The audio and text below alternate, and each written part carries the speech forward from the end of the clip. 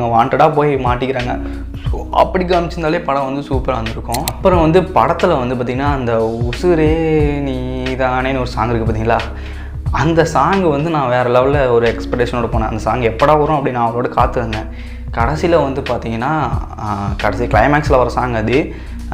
Song வந்ததும் இவங்க சம்மந்தமே இல்லாமல் வந்து ஆடிட்டுருப்பாங்க அந்த சாங்கில்.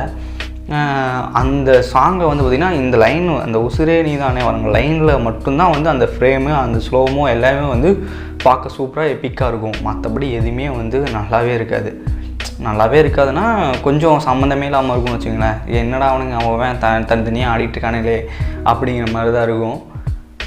அண்ட் இந்த மாதிரி எனக்கு வந்து பார்த்திங்கன்னா நிறையா லூப் ஹோல் தோணுச்சு. ஸோ இப்படி பேசிக்கிட்டே போகலாம். பட் ஆனாலும் ஒரு படத்தை எடுக்கிறது எவ்வளோ கஷ்டங்கிறது எனக்கும் தெரியும். பட் இருந்தாலும் என்னோடய தாட் இப்படி இருந்தால் நல்லாயிருக்கும் அப்படிங்கிறத நான் சொல்கிறேன்.